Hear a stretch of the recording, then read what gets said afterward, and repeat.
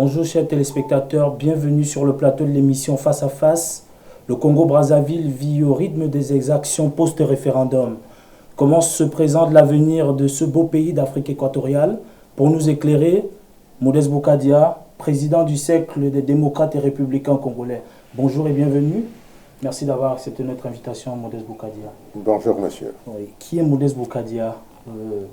C'est un homme dont on a besoin d'avoir de mettre un visage sur le nom pour beaucoup d'Africains, pas seulement congolais, mais beaucoup d'Africains aimeraient faire votre connaissance, Modeste Boukadia.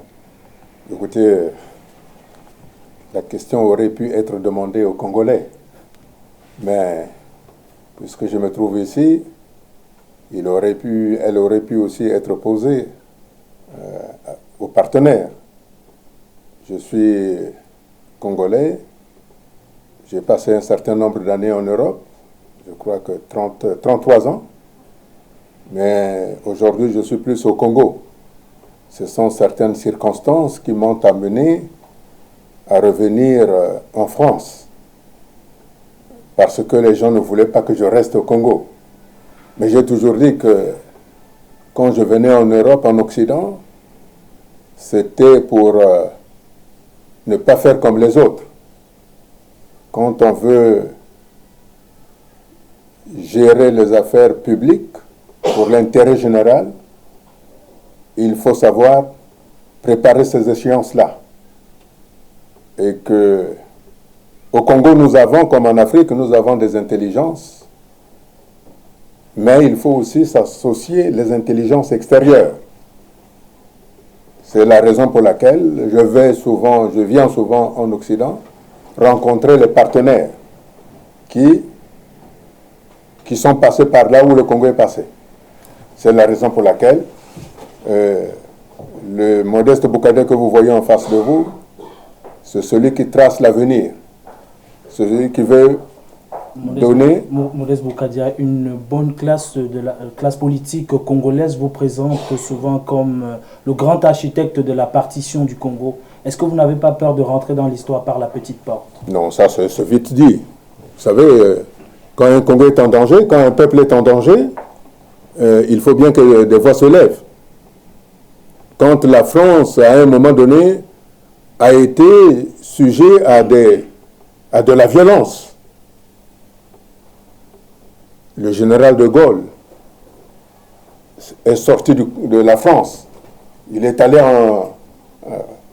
à Londres, plus précisément, où il a été reçu et il s'est proclamé « Je suis la France ». Et c'est ce qui fait que, lorsqu'il a dit qu'il était la France, les gens comme Jean Moulin se sont levés. Oui, ils ont sensibilisé le peuple français pour que le peuple français se lève pour sauver la France.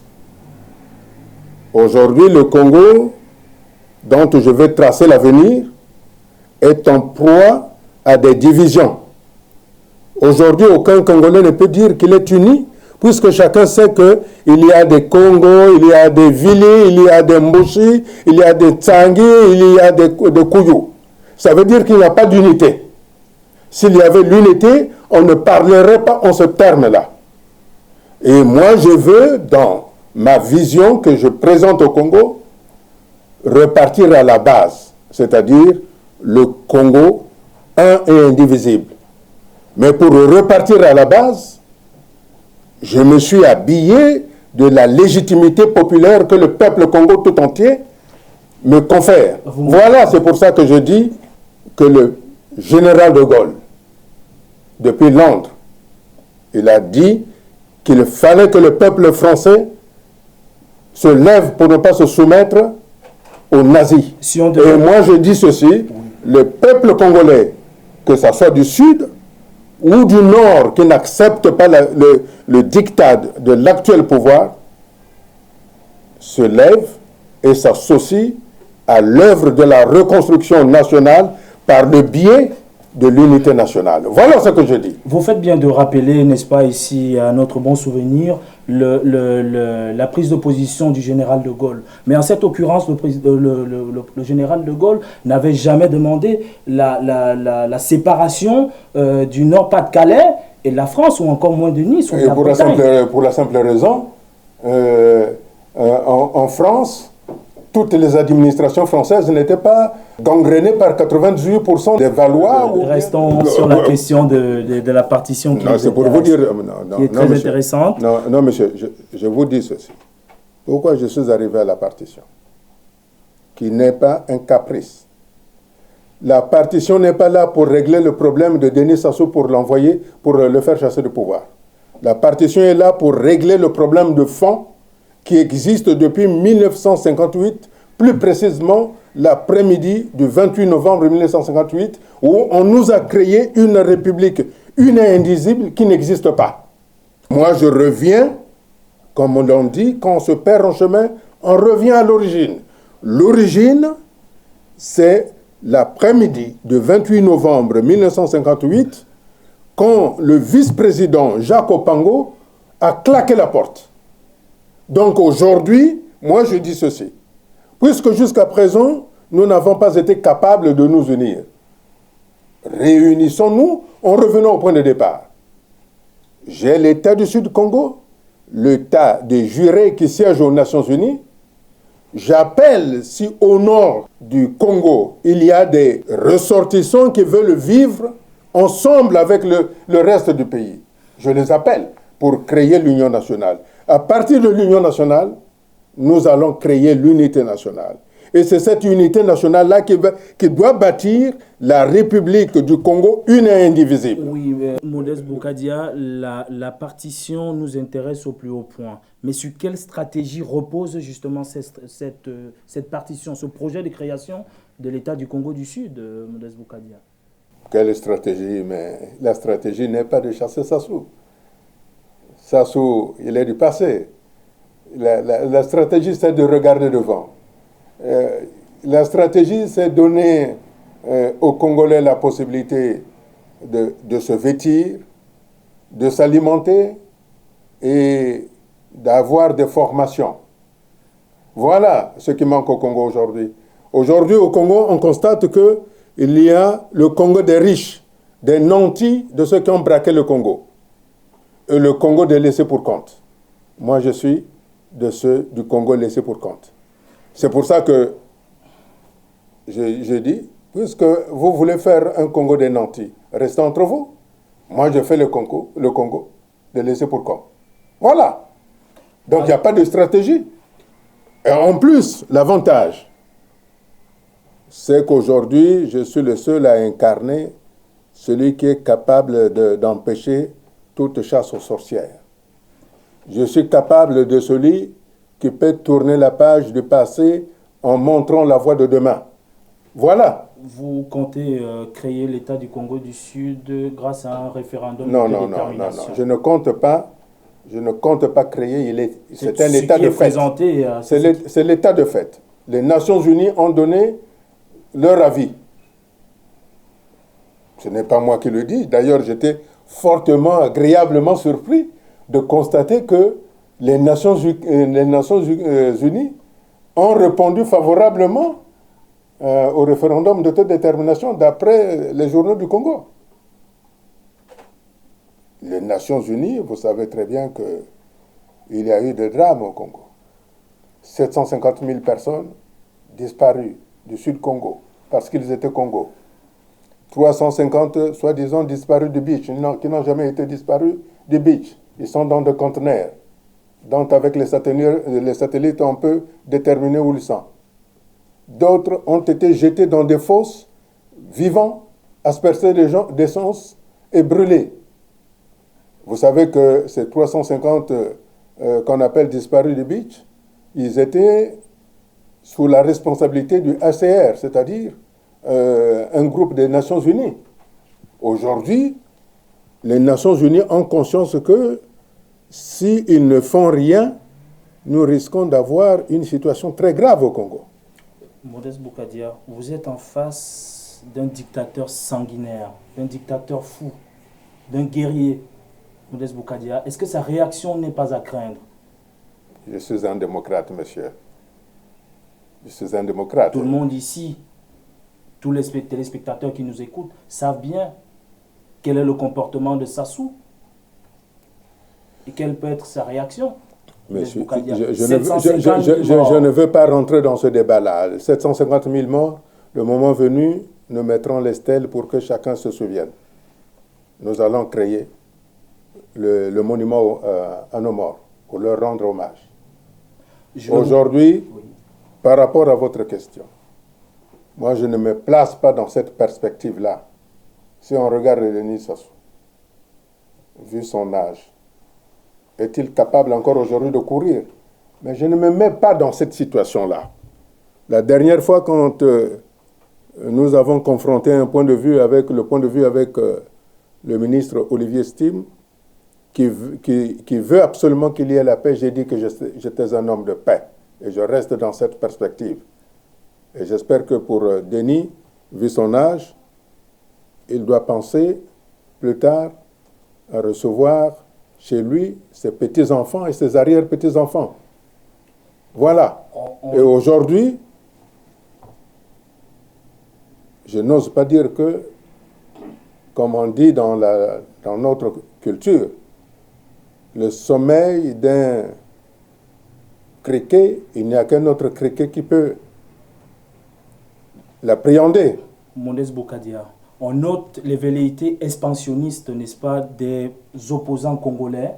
Il y a une bonne partie de politiciens et des caciques du régime qui prétendent à succéder au président Sassou Nguesso. Il y a au Congo-Brazzaville un projet de création de l'État du Sud.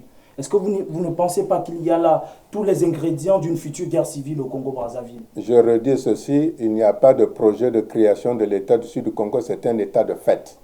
Il existe. Ce que moi je propose, c'est comment développer cet État du Sud du Congo, comment faire que cet État du Sud du Congo devienne la référence. Je veux mettre les critères de développement pour que cet État du Sud du Congo soit la référence pour qu'au nord aussi, s'il y a des compatriotes qui suivent, par exemple, qui sont capables aujourd'hui de se réveiller pour être à la hauteur du président Jacques Opango, de suivre. À ce moment-là, nous allons remettre les choses en place. Ce que je dis, moi,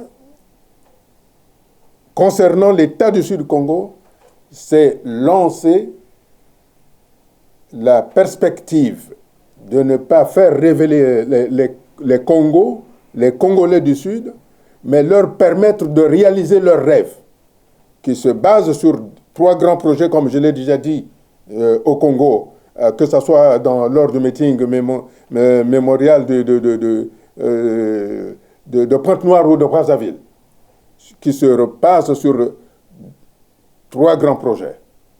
Le développement extraordinaire du port de Pointe-Noire, la construction du barrage de Sounda, la construction de la ligne de chemin de fer qui part depuis Pointe-Noire jusqu'à Ifondo, même si Ifondo sera dans de l'état de facto du nord d'Oyo, mais pour que le Congo, dans son ensemble, retrouve ses qualités de pays de transit. Oui, Modeste Bokadia. Voilà ce que moi je propose.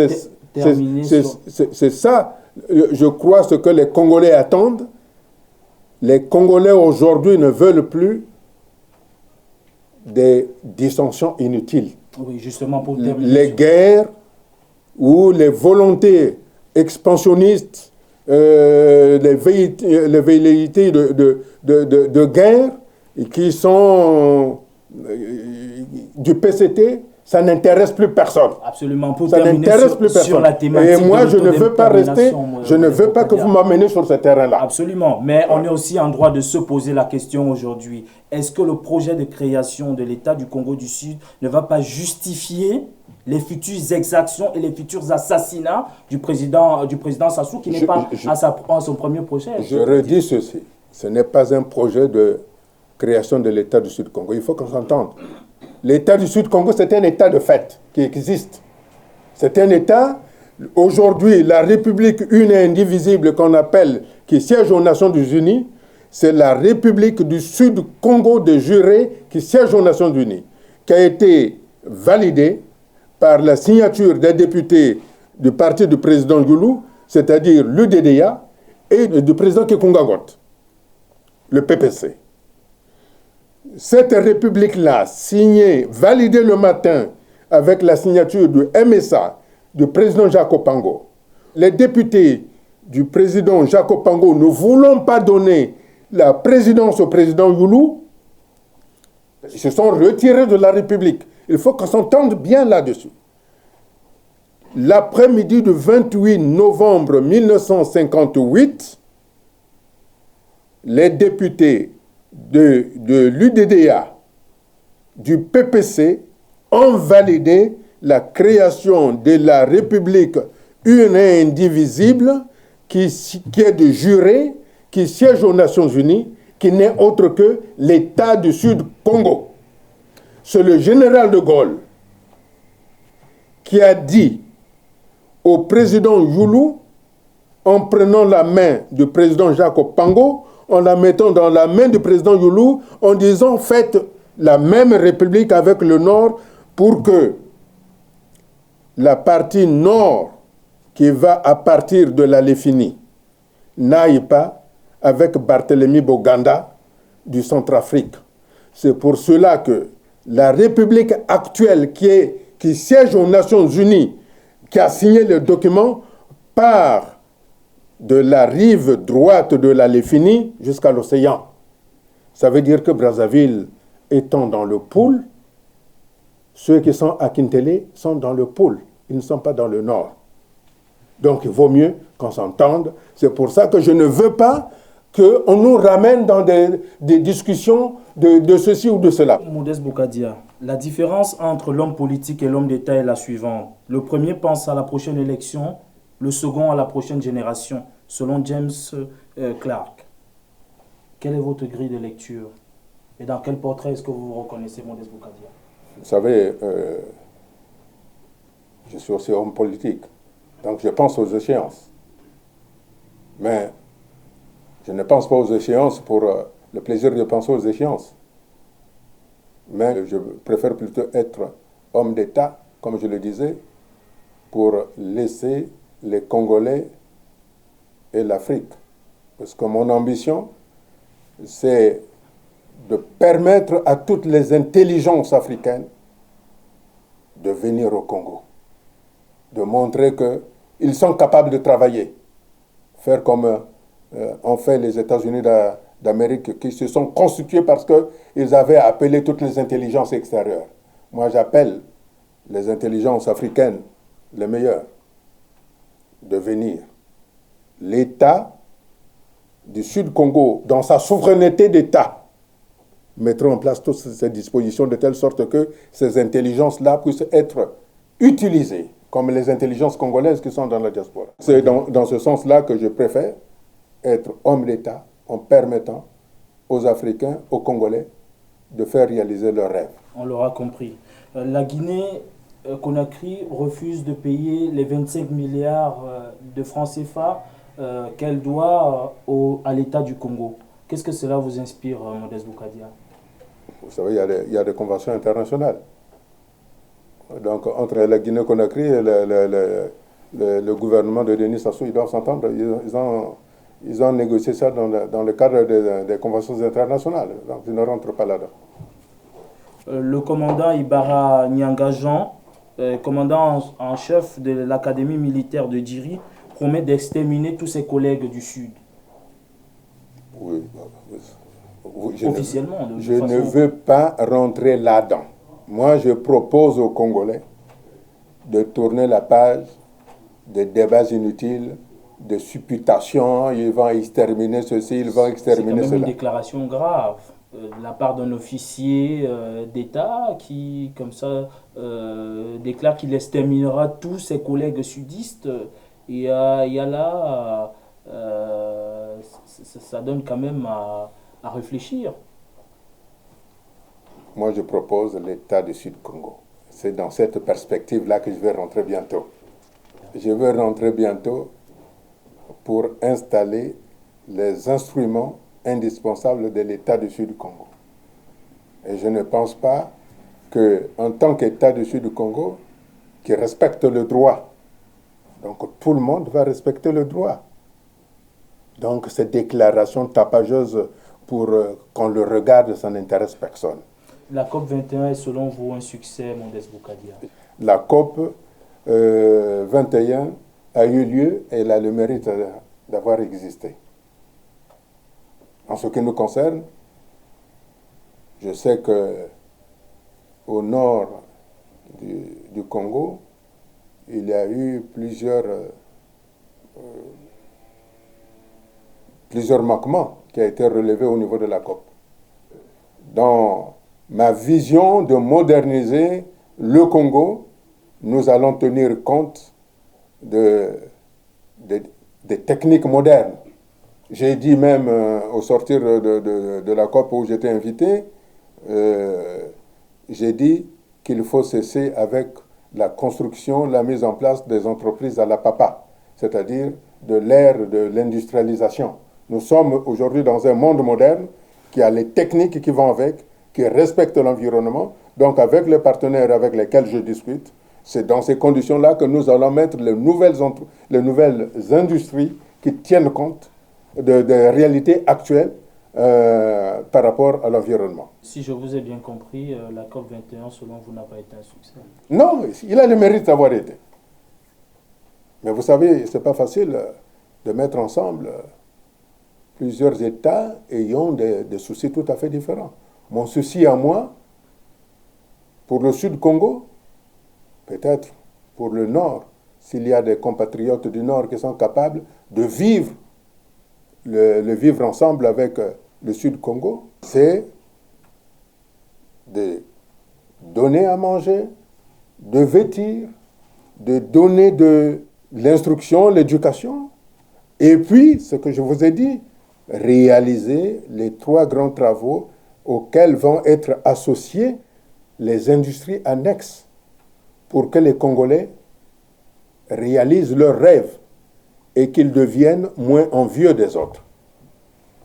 Voilà ce que j'ai dit. Et qui doivent tenir compte, bien entendu, des capacités, des recommandations de la COP 21.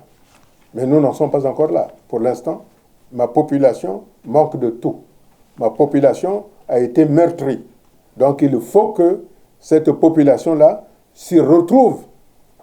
Ma volonté à moi, c'est de faire du Congo, du Sud-Congo, un État moderne, digne d'un pays du 3e millénaire. Modeste Boukadia, notre entretien tire à sa fin. Je vous laisse le mot de la fin, Modeste Boukadia. Le mot de la fin, d'abord je voudrais saluer tous ceux qui souffrent de la dictature, ceux qu'on a jetés en prison au nom de rien pour avoir voulu l'union nationale. Mes pensées vont à tous les prisonniers politiques, quels qu'ils soient. Mais en même temps, je leur demande de regarder demain sans esprit de revanche, mais qu'ensemble, nous nous levons pour construire le monde de demain, pour construire le Congo de demain qui doit s'insérer dans la grande vision des États-Unis de l'Afrique centrale. Et de cette Afrique centrale-là, qui doit s'insérer dans le projet grandiose de l'Afrique, puisque le 3e millénaire, d'après tous les spécialistes, économistes, financiers, l'Afrique doit aujourd'hui participer au développement, à la stabilité du monde. C'est pour ça que je demande à tous les Africains de montrer ce dont ils sont capables.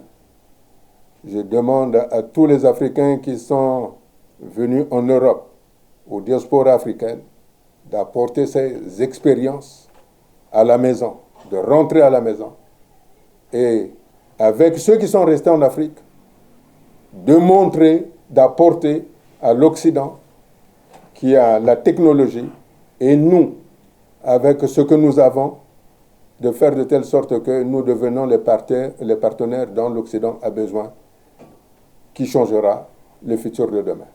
C'était Modeste Boukadia, président du Cercle des démocrates et républicains du Congo. L'émission Face à Face. Nous vous remercions, chers téléspectateurs, de votre fidélité et à la semaine prochaine.